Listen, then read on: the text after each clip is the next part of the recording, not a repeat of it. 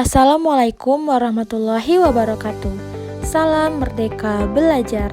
Perkenalkan, nama saya Rika Lenada Utami SPD, guru kelas 1 SD Negeri 043/11 Kotorna. Setelah mengikuti pelatihan mandiri Merdeka Belajar yang mana terdiri dari 7 topik, pada kesempatan ini saya melakukan aksi nyata pada topik yang pertama, yaitu Merdeka Belajar. Menyebarkan pemahaman Merdeka Belajar. Setelah mempelajari mengenai topik Merdeka Belajar, diharapkan kita dapat memahami yang pertama, pemahaman gagasan dan prinsip pendidikan berdasarkan pemikiran Ki Hajar Dewantara. Yang kedua, pemahaman untuk memfasilitasi murid agar tumbuh sesuai dengan kodratnya. Yang ketiga, penerapan pembelajaran yang memerdekakan murid. Pada topik Merdeka Belajar ini terdapat 5 poin modul, yakni yang pertama, mengenali dan memahami diri sebagai pendidik. Modul kedua, mendidik dan mengajar. Modul ketiga, mendampingi murid dengan utuh dan menyeluruh. Modul 4, mendidik dan melatih kecerdasan budi pekerti. Dan modul kelima, pendidikan yang mengantarkan keselamatan dan kebahagiaan. Dalam modul pertama tentang mengenal dan memahami diri sebagai pendidik, yang pertama, kita harus memahami dan menghayati diri sebagai manusia yang merdeka untuk terus belajar.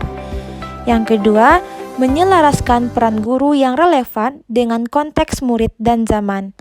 Dan yang ketiga, bertutur kata lembut, mendengarkan pendapat, memotivasi untuk gemar dan senang belajar. Lalu, bagaimana mendidik dan mengajar pada kurikulum Merdeka Belajar? Perlu kita ketahui, sistem pembelajaran zaman kolonial yang masih kita pakai sampai saat ini perlu kita rubah.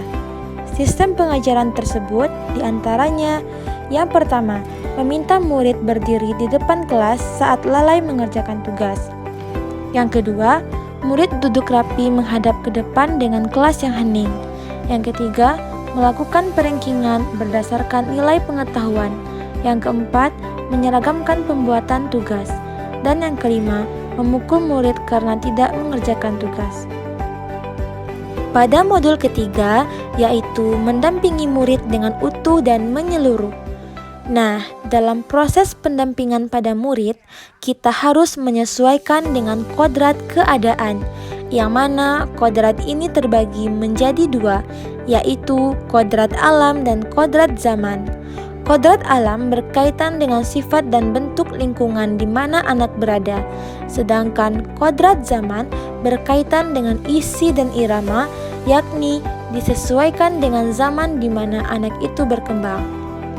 Dalam hal ini, tidak ada individu yang sama dan zaman selalu bergerak dinamis.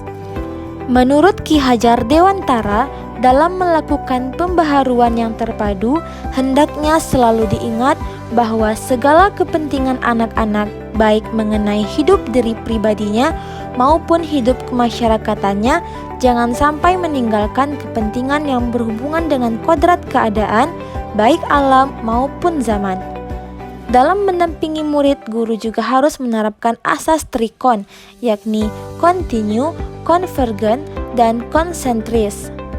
Asas trikon dianggap menjadi jawaban yang tepat untuk menuju pembelajaran yang berpihak pada murid. Kontinu berarti pengembangan yang secara berkesinambungan dilakukan terus-menerus dengan pembelajaran yang baik. Konvergen berarti pengembangan yang dilakukan yang dapat diambil dari berbagai sumber di luar, bahkan dalam praktik pendidikan di luar negeri. Dan konsentris artinya pengembangan pendidikan yang dilakukan harus tetap berdasarkan kepribadian kita sendiri.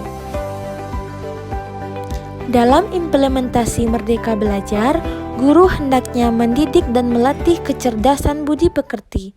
Yang pertama, melatih keberanian berpendapat. Yang kedua, mengasah perasaan dan perilaku. Yang ketiga, memunculkan kehendak. Dan yang keempat, pendidikan dapat mempengaruhi bagian intelektual dan bagian biologis muridnya. Selanjutnya, yaitu model pendidikan yang mengantarkan keselamatan dan kebahagiaan. Yang pertama, pendidikan hanyalah sebagai tuntutan. Sudah bukan zamannya lagi guru mendikte murid, melainkan guru menjadi fasilitator atas kodrat alam dan zaman murid tersebut. Yang kedua, setiap murid memiliki kodrat kekuatan atau potensi-potensi yang berbeda, yakni disesuaikan dengan kodrat alam dan kodrat zamannya.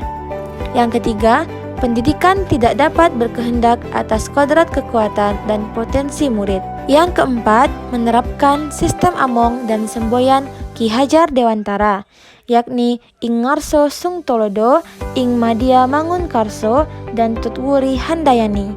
Dan yang kelima, menerapkan pembelajaran proyek serta digitalisasi pembelajaran. Selanjutnya, terdapat trisentra dalam pendidikan, yakni yang pertama, keluarga. Karena keluarga merupakan pendidikan pertama untuk seorang anak.